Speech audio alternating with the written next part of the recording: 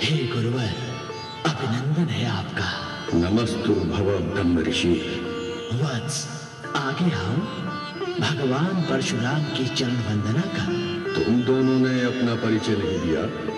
आप तो स्वयं भगवान हैं और भगवान को अपने सब भक्तों की पहचान होती है। यही सोचकर कि आप अपने इस दास को तो जानते ही होंगे, परिचय देना आवश्यक नहीं समझा।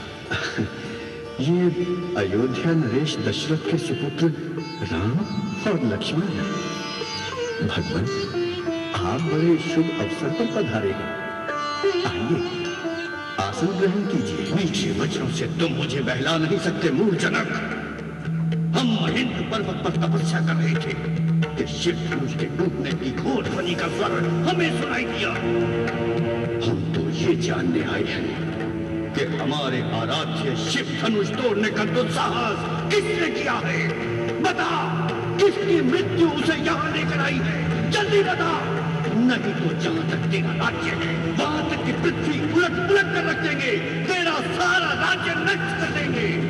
प्रभु, शिव के धनुष को तोड़ने का ऐसा साहस तो कोई आपका दास ही कर सकता है। उसके लिए क्या आज्ञा है वो मुझसे कहिए। सेवक वो होता है जो सेवा करे, जो शत्रुता करे उसे शत्रु समझकर दंड भी देना चाहिए। जिसने ये धनुष तोड़ा है वो सहस्त्र बाहु की तरह मेरा शत्रु है। सावधान जनक, सावधान विश्वामित्र। यहाँ एकत्र राजागण, इस सारी सभा को मैं सावधान करता हूँ। जहां पर भी ये अपराधी छिपा हो उसे बाहर निकालकर खड़ा कर दिया जाए, अन्यथा ये समझ लो कि तुम में से एक के भी प्राण नहीं बचेंगे। एक धनुष टूट गया तो उस पर इतना क्रोध करने की क्या बात है? हमने तो बचपन में कई धनुइयां तोड़ डाली, उस समय तो किसी ने क्रोध नहीं किया था।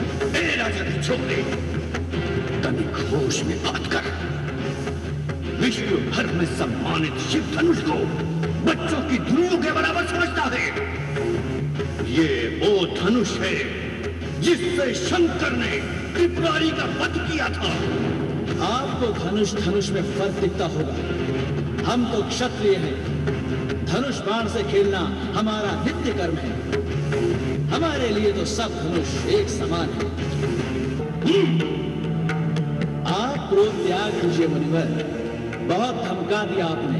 लगता है तू अपनी माता को निपुति बनाना चाहता है।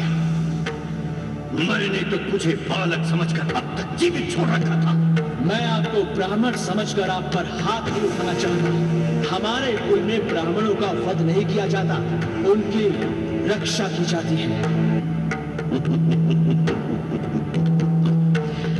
कदाचित तुमने मुझे वेद पाठी ब्राह्मण समझ रखा है, जो नहीं जानता कि मैं क्षत्रिय कुल नाशक बाल ब्रह्मचारी अति क्रोधी वो परशुराम हूँ जिसने कई बार इस धरती को क्षत्रियों से विहीन कर दिया। क्षत्रिय राजाओं का सकल नाश करके ये धरती ब्राह्मणों को बार बार दान कर दी। इस वर्षे से, हाँ, इस वर्षे से मैंने सहस्त्र बाहु की भुजाओं को काटा है। इसी वर्षे से मैंने क्षत्रियों का लहू बार बार लिया है। और आज तुम्हारे लहू से इस वर्षे की प्यास बुझाई जाएगी। समझा? जो वीर होते हैं वो अधिक बातें नहीं करते, वार करते हैं वार। ये कायर पुरुषों की निशानी है। विश्वामित्र, यदि इस दंड बालक की रक्षा चाहते हो तो इसे मेरी आंखों से दूर ले जाओ। आंखें बंद कर लीजिए प्रभु, मैं दिखाई ही नहीं दूंगा। विश्वामित्र, इसे हमारे क्रोध और पराक्रम की शक्ति बतलाओ। अपनी कुल गाथा तो आप इतनी अच्छी तरह सुना लेते हैं कि दूसरे की आवश्यकता ही नहीं। अभी तक अपनी महान गाथा गाते गाते दिल नहीं भरा हो तो सुना लीजिए कि किस तरह आपने क्रोध में आकर लाखों क्षत्रियों का संहार कर दिया, पिता का ऋण कैसे चुकाया, माता का सिर इस फरसे से कैसे काट दिया। सुनाइए। अपने महान कार्यों की पूर्ण कथा। बस बस, बहुत हो गया। अब मुझे कोई दोष मत देना। इस बालक का अब निश्चय ही मरणहार है। आश्चर्य, मेरे कुठार के सामने आकर भी ये अब तक जीवित रहा। मुझे भी आश्चर्य है कि कोई मेरे सूर्यवंशी भैया की बात मेरे सामने करे और मेरे बाणों से अब तक बच जाए। लक्ष्मण, महाबली, बच्चों के दोष पर बड़े क्रोध नहीं करते। तुम चुप रहो कौशिक नंदन। शांत हो जाइए भगवान, शांत हो जाइए। भगवान, आप तो सहस्र ज्ञानी हैं। बालक की बात पर ध्यान न दें।